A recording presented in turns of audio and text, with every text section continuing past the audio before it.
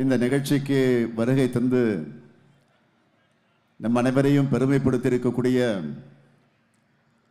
அகில இந்திய காங்கிரஸ் கட்சியினுடைய தலைவர் பெருமரியாதைக்குரிய மல்லிகார்ஜுன கார்கே அவர்களே, காங்கிரஸ் கட்சியுடைய தமிழ்நாடு பொறுப்பாளர் திரு கிரீஷ் ஜோடங்கர் அவர்களே, டெல்லி பார்வையாளர் திரு கோசி முகமது நிஜாமுதீன் அவர்களே,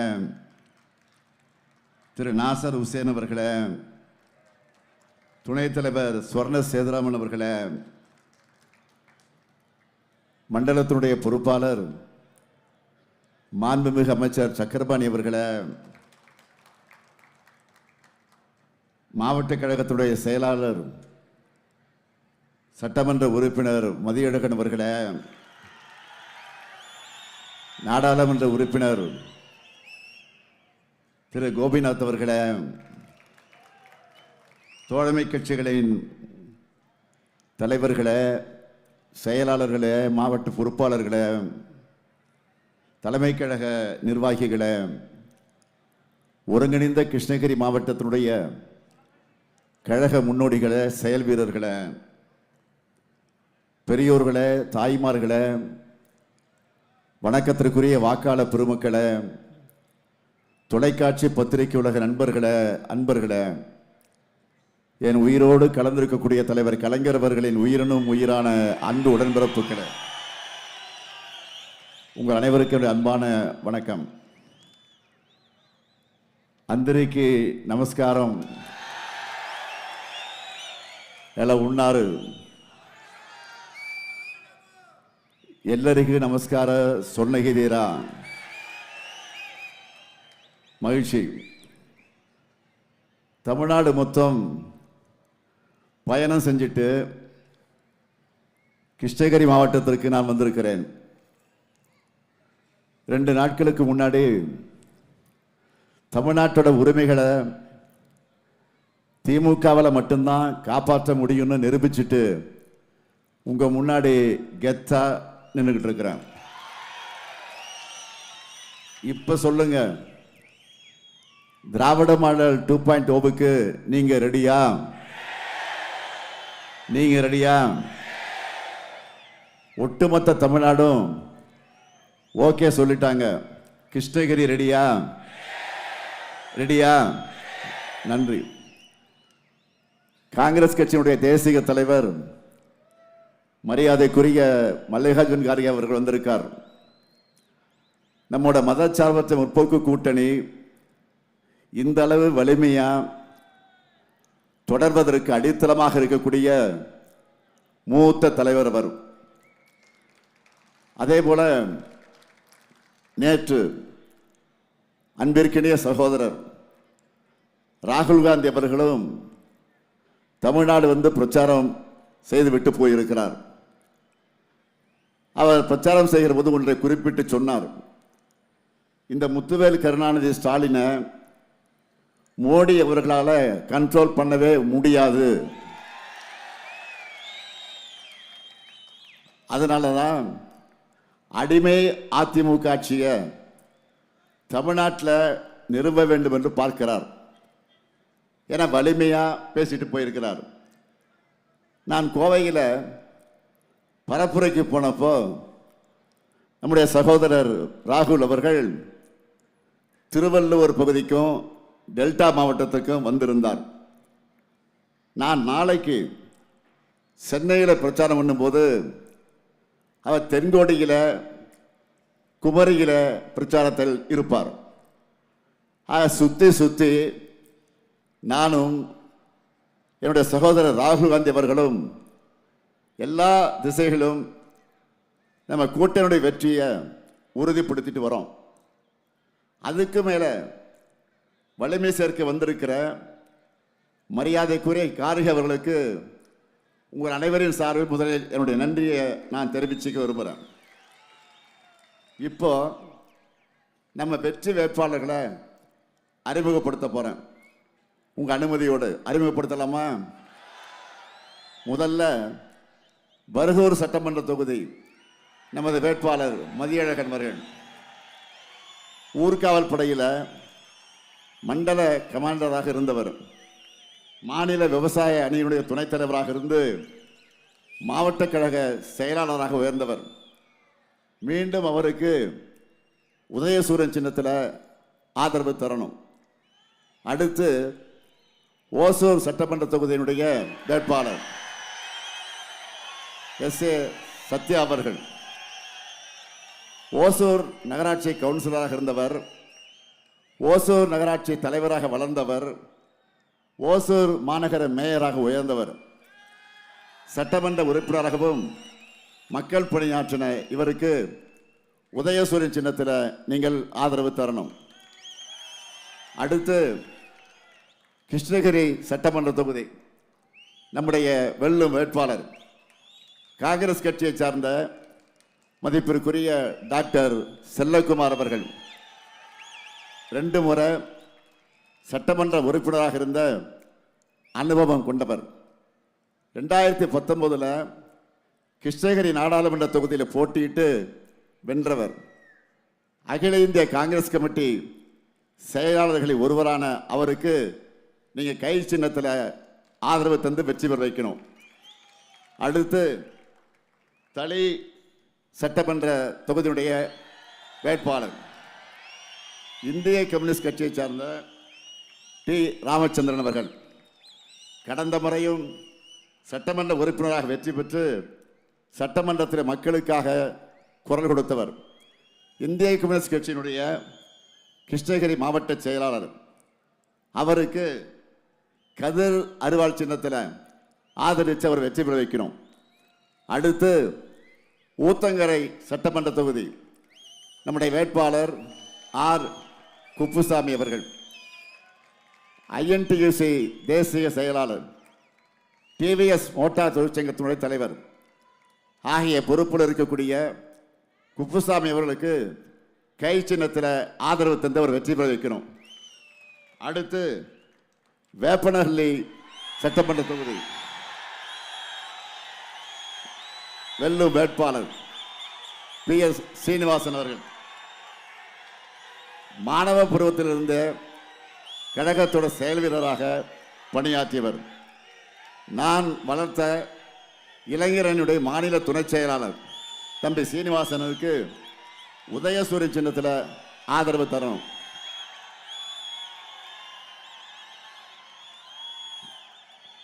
மண்டல பொறுப்பாளர் சக்கரபாணி, மாவட்ட செயலாளர்கள் தளிப்பிரகாஷ், மதியழகன், இவங்க 3 பேரும் கிருஷ்ணகிரியினுடைய முழுமையான வெற்றி உறுதின்னு என்கிட்ட சொல்லிட்டாங்க.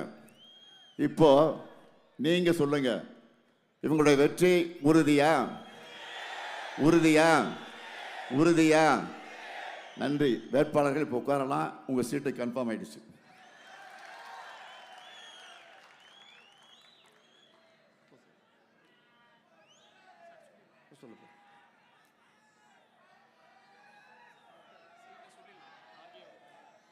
மதிப்பிற்குரிய காங்கிரஸ் கட்சி தலைவர் கார்கே அவர்கள் அவசரமாக புறப்பட வேண்டியிருக்கிற காரணத்தால் அவர் அனுமதி கேட்டு செய்தி அனுப்பியிருக்கிறார்.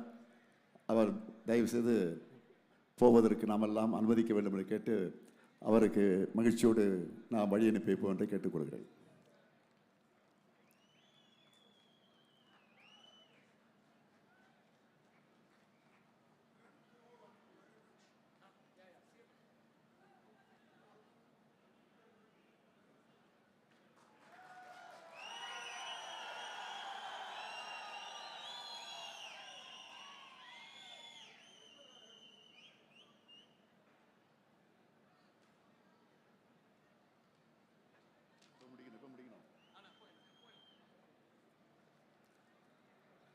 கிருஷ்ணகிரி மாவட்டத்திற்காக நிறைய பணிகளை நிறைவேற்றி கொடுத்திருக்கக்கூடிய அந்த உணர்வோடு உரிமையோடு நான் நம்முடைய வேட்பாளருக்கு வாக்கு கேட்க வந்திருக்கிறேன்.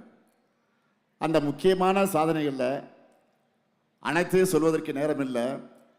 ஆனால் தலைப்புச் செய்தியாக சிலவற்றை மட்டும் நான் சொல்ல விரும்புகிறேன்.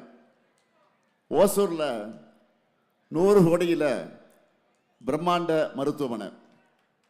மருத்துவமனை என்று சொல்றதை விட அதை பார்க்கவே ஒரு திருமண மாளிகை மாதிரி அமைந்திருக்கிறது. அது மட்டும் இல்லை, தேன்கனி கோட்டை மருத்துவமனை மேம்பாடு, ஆழியாலம் அணைக்கட்டு, தென்பெண்ணை ஆற்று நீர் மூலமாக கிருஷ்ணகிரி, தருமபுரி மாவட்டங்களுடைய பல பகுதிகள் பயன்பெறக்கூடிய திட்டம். எண்ணெய்கோல் அணைக்கட்டு நீரை வறண்ட பகுதிக்கு கொண்டு போக திட்டம். கிருஷ்ணகிரி மக்களோட நீண்ட நாள் கோரிக்கையான பாரூர் ஏரி கிழக்கு பிரதான கால்வாய் அமைச்சு போச்சம்பள்ளி மற்றும் ஊத்தங்கரை வட்டங்கள் இருக்க 33 ஏரிகளுக்கு தண்ணீர் நிரப்பக்கூடிய திட்டம். ஓசூர் மாநகராட்சியில் பாதாள சாக்கடை திட்டம். அஞ்சட்டியை தலைமையிடமாக கொண்டு புதிய ஊராட்சி ஒன்றியம். ஓசூர் விஸ்வநாதபுரத்தில் தோழி விடுதி. ஓசூரில் புறநகர் புதிய பேருந்து நிலைய பணிகள், புதிய ரயில்வே மேம்பாலம் அறிவிப்பு என கிருஷ்ணகிரி இந்த அளவிற்கு எந்த அளவுக்கு இல்லாத அளவுக்கு ஒரு பெரும் வளர்ச்சியை ஓசூர் அடைஞ்சிருக்கு. ஒரு காலத்தில் சிறிய தொழிலகரமாக அறிவிக்கப்பட்ட ஓசூர் இன்னைக்கு உலக புகழ்பெற்ற நிறுவனங்கள் தங்களுடைய முதலீடுகளுக்காக தேர்ந்தெடுத்து தொழிற்சாலைகளை நிறுவி இயக்கி வர்ற நவீன தொழில் மையமாக உருவெடுத்திருக்கு. சூளகிரி, பர்கூர், குருபரப்பள்ளியில் தொழில் பூங்காக்களை சிப்காட் நிறுவனம் நிறுவியிருக்கு. இன்னும் குறிப்பாக சொல்லணும்னா ஓசூர் சிப்காட்டில் ஐநாக்ஸ் திரவ ஆக்சிஜன் உற்பத்தியாளர், டாடா எலக்ட்ரானிக்ஸ் நிறுவ உற்பத்தி தொழிற்சாலை விரிவாக்கம், ஓசூரில் எல்காட் அசன்ட் நிறுவன உற்பத்தி திட்டம், 7000 நபர்களுக்கு வேலை வாய்ப்பு அளிக்கக்கூடிய வகையில் சூளகிரி சிப்காட்டில் வான்வெளி மற்றும் பாதுகாப்பு உற்பத்தி, விமான இயந்திரங்கள், கேர்பாஸ் பாகங்கள் இதெல்லாம் உற்பத்தி செய்வதற்கு ஒப்பந்தம் மேற்கொள்ளப்பட்டிருக்கு. இதுக்காக தான் ஓசூரில் பன்னாட்டு விமானம் அமைக்கணும்னு நாம் கோரிக்கை வைக்கிறோம். ஆனால் ஒன்றிய பாஜக அரசு இதுக்கு மறுப்பு தெரிவிக்கிறாங்க. ஓசூர் வளர்ச்சிக்கு இதை விட துரோகம் இருக்க முடியுமா? தமிழ்நாட்டில் இருக்கிற தொழிற்சாலைகளோட எண்ணிக்கை சமீபத்தில் 40,000 தாண்டி இருக்கு. இந்தியாவோட வளர்ச்சியிலேயே தமிழ்நாடு முக்கிய பங்கு வகிக்குது. இப்படிப்பட்ட தமிழ்நாட்டு வளர்ச்சியை பொறாமை எண்ணத்தோட பாஜக தடுக்க பார்க்குது. இதை கூட தட்டி கேட்க முடியாமல் பழனிசாமி இருக்கிறார். வாக்கு கேட்டு அவங்க வந்தா நீங்கள் முகத்துக்கு நேராக அவங்க முகத்துக்கு நேராக இந்த கேள்வியை கேளுங்க. முதலமைச்சர் சொல்றது உண்மையா இல்லையான்னு கேளுங்க. தமிழ்நாட்டு உரிமைகளுக்காக பாஜக கிட்ட குரல் கொடுக்க வக்கீலாத பழனிசாமி என்னை பார்த்து கேட்டு இருக்கிறார். நான் காரில் போகும்போது கிரிக்கெட் பார்த்தது தப்பான். பழனிசாமி அவர்களை காரில் போகும்போது கர்ச்சி வச்சுக்கிட்ட முகத்தை மூடிக்கிட்டு போனீங்களே, அதுதான் கேவலம். இன்னொன்று சொல்லியிருக்கிறார், ஒரு முதலமைச்சர் கிரிக்கெட் பார்க்கலாமா அப்படின்னு கேட்டிருக்கிறார். முதலமைச்சர் கிரிக்கெட் பார்க்கறது தப்பு இல்லை. முதலமைச்சராக இருந்துட்டு தூத்துக்குடியில் 13 அப்பாவையில் சுட்டு கொண்ட டிவியில் பார்த்து தான் தெரிஞ்சுக்கிட்டேன்னு வெக்கம் இல்லாமல் சிரிச்சுக்கிட்டே சொன்னீங்களே, அதுதான் மாபெரும் தப்பு, மிகப்பெரிய கேவலம். பழனிசாமியை அவருடைய ஓனர் மோடியை பார்த்து தான் கேள்வி கேட்கணும். நேற்று இரவு 8 மணிக்கு பிரதமர் அவர்கள் தொலைக்காட்சியில் பேசியிருக்கிறார். அதை பிரதமர் மோடியின் உரை என்று சொல்வதை விட பாஜக தலைவர் மோடி அவர்கள் அரசியல் உரை என்று தான் சொல்லணும். தேர்தல் நடத்தை விதிமுறை அமலில் இருக்கும்போது தேசிய கொடியின் பின்னணியில் வார்த்தைக்கு வார்த்தை எதிர்கட்சிகளை திட்டி அவர் பேசியிருக்கிறார். தேர்தல் பரப்புரை கூட்டத்தில் பேச வேண்டியதெல்லாம் அரசு சார்பான உரைகளை பேசியிருக்கிறார். இது ஒரு அப்பட்டமான விதிமீறல். டீலிமிட்டேஷன் விவகாரத்தில், சட்ட விவகாரத்தில் நாடாளுமன்றத்தில் முதல் முறையாக தோல்வி அடைஞ்ச பதட்டத்தில் அவர் இப்படியெல்லாம் பேசிக்கிட்டு இருக்கிறார். தேர்தலுக்கு நடுவில் இந்த கருப்பு சட்டத்தை கொண்டு வந்தால் நாம் அசால்ட்டாக விட்டுருவோம்னு நினைச்சார். ஆனால் அப்படியே உல்டாவாக நடந்துருச்சு. தென் மாநில மக்கள் கொதிச்சு போயிருந்தாங்க. அவர் கூட்டணிக்கு படுதோல்வி உறுதியாகியிருக்கு.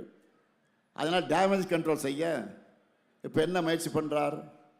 மகளிர் இடஒதுக்கீட்டை எதிர்க்கட்சிகள் தடுக்கிறாங்கன்னு சொல்லி அப்படிப்பட்ட அபாண்டத்தை அவர் செய்து கொண்டிருக்கிறார். இதுவும் வேலைக்கு ஆகலை. தேர்தல் நேரத்தில் அவர் நம்ம மேலே ஏவ நினைச்ச அஸ்திரம் இப்போ பூமாரம் வாங்கி அவருக்கே வினையாயிடுச்சு, முதலுக்கே மோசமாயிடுச்சு. மோடி அவர்களே, it's a too late. April 17ஆம் தேதியோட என்டிஓ கூட்டணியோட சாப்டர் க்ளோஸ் ஆக போகுது. பாஜக கூட்டணிக்கு மெஜாரிட்டி இருக்கிற நாடாளுமன்றத்திலேயே என்டிஏ கூட்டணியை நிலைகுலியும் வச்சிருக்கிறோம். அப்போ பாஜகவுக்கு அட்ரஸே இல்லாத தமிழ்நாட்டில் என்ன நிலைமை ஆகன்னு மட்டும் கொஞ்சம் எண்ணி பாருங்க. தமிழ்நாடு முழுக்க மக்களை பார்த்து சந்திச்சுட்டு தான் நான் இதை தெளிவாக சொல்கிறேன். திராவிட மாடல் அரசினுடைய திட்டங்கள் எல்லா ஊர்லேயும் இன்றைக்கு செம்ம ரீச் ஆகிருக்கு. நான் எந்த வீட்டுக்கு போனாலும் அங்கே பயனாளிகள் இருக்காங்க. நான் பெருமையோடு சொல்கிறேன், இந்த அரசு குழந்தைகள் முதல் முதியவர்கள் வர அனைவருக்குமான நலத்திட்டங்கள் எல்லாம் செஞ்சுக்கிட்டு இருக்கு. எப்படி இதை சொல்கிறேன் என்பதற்கு சில முக்கியமான திட்டங்களை சொல்கிறேன். ஒரு குழந்தை பிறக்கிறதுக்கு முன்னாடியே நம்ம அரசில் பாதுகாப்பான பிரசவம், மகப்பேறு நிதி உதவி திட்டம், ஊட்டச்சத்து பெட்டகம் இதெல்லாம் வழங்குகிறோம். 6 வயசில் இருந்து ஊட்டச்சத்தை உறுதி செய் திட்டம், பள்ளிக்கு வந்ததும் காலை உணவு திட்டம், அதையும் இனி 8ஆம் வகுப்பு வரை விரிவுபடுத்த போகிறோம்.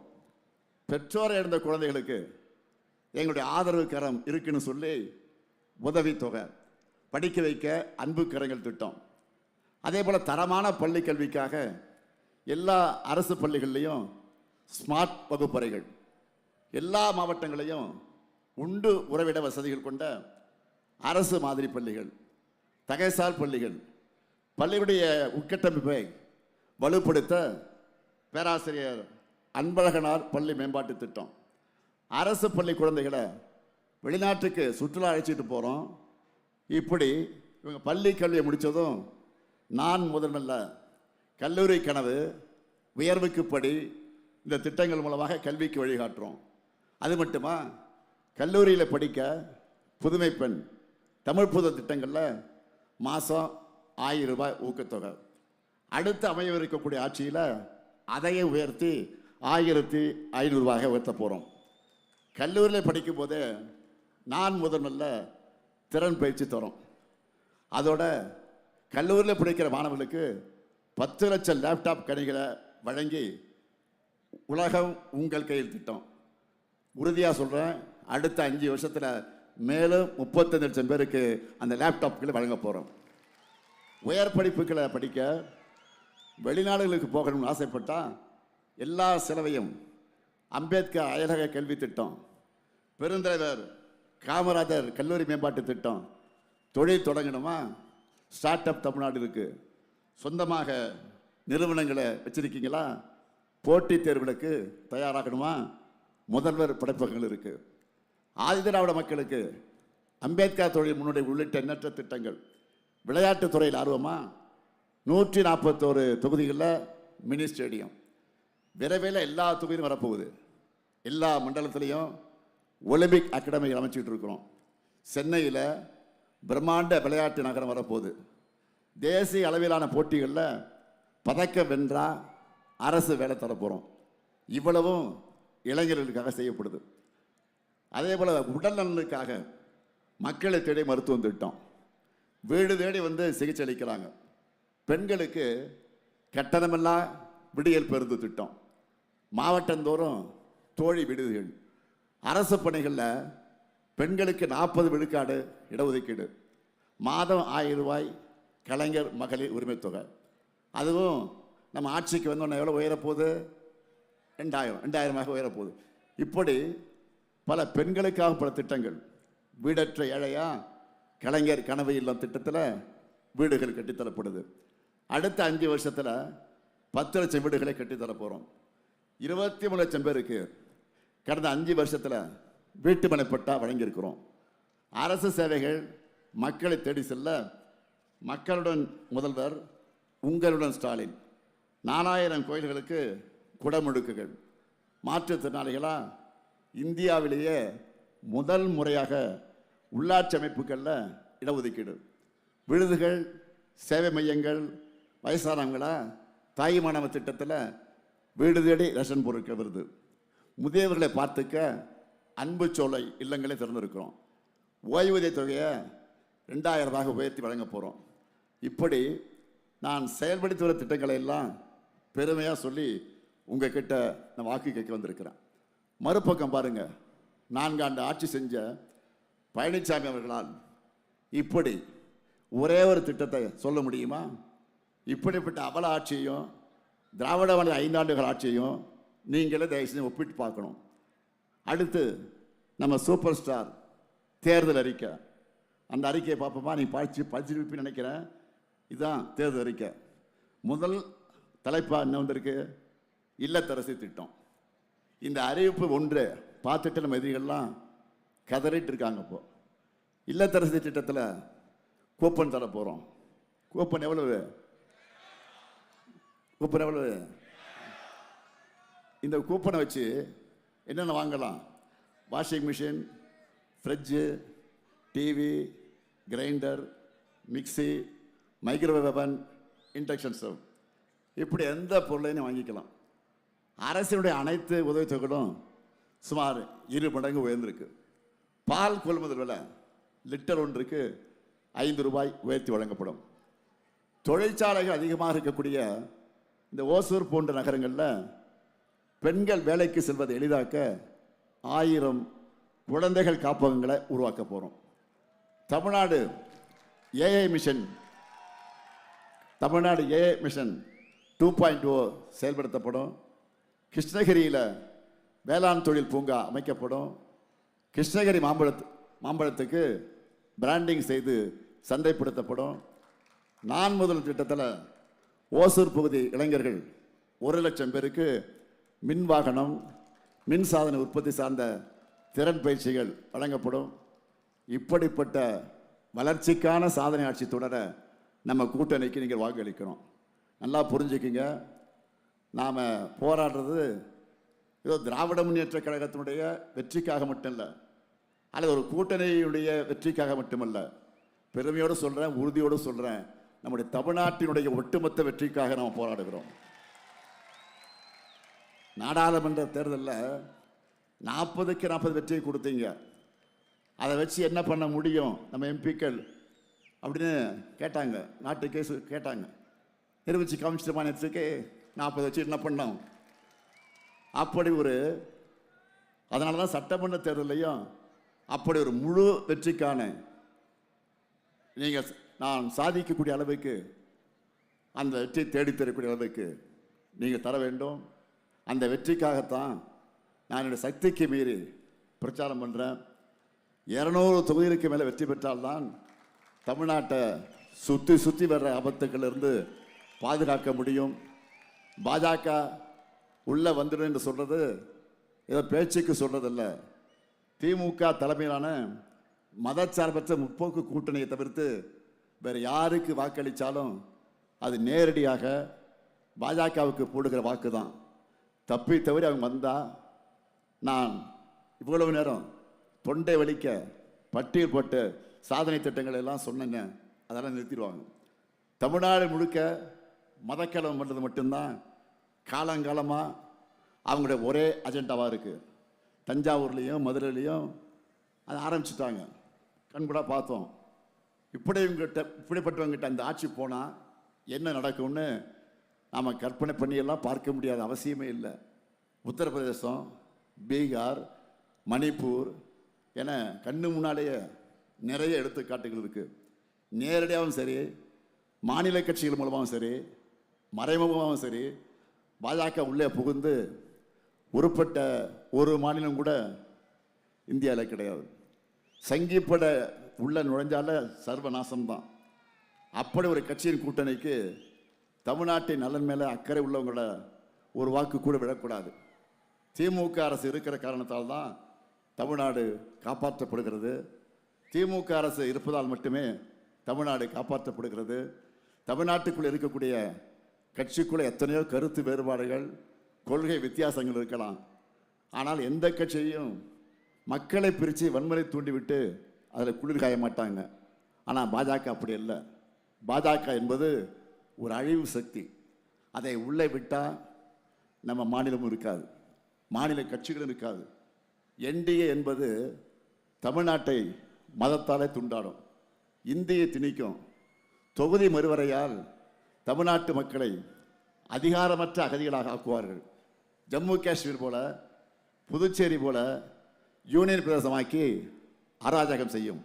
அதனால தான் சொல்கிறேன், தமிழ்நாடு வெர்சஸ் என்டிஏ எனும் இந்த ஜனநாயக போரில் தனிப்பட்ட அரசியல் விருப்பு வெறுப்புகளுக்கெல்லாம் அப்பாற்பட்டு நம்முடைய தாய் தமிழ்நாட்டை காக்க மேடையில் இருக்கக்கூடிய வேட்பாளர் அத்தனை பேருக்கும் அவர்களுக்கு உரிய நம்ம சின்னங்களில் மதச்சார்பற்ற முற்போக்கு கூட்டணியை தான் ஆதரிக்கணும். நாடு வளம் பெற, நல்லாட்சி தொடர்ந்திட, தமிழ்நாடாக என்றும் இருக்க ஆதரிப்பேர் முற்போக்கு கூட்டணியை. தமிழ்நாடு வெல்லட்டும், தமிழ்நாடு வெல்லட்டும், தமிழ்நாடு வெல்லட்டும். நன்றி, வணக்கம். எங்க கதை அகர முதல தொட்டு தாடி கிளம்பு பிளட்டு உதிச்சது உதய சூரியப்பா ஆட்டம் போட்ட கொட்டிய புதிச்சதா மரம் மட்டும் வெளிச்சம் கிடைச்சதா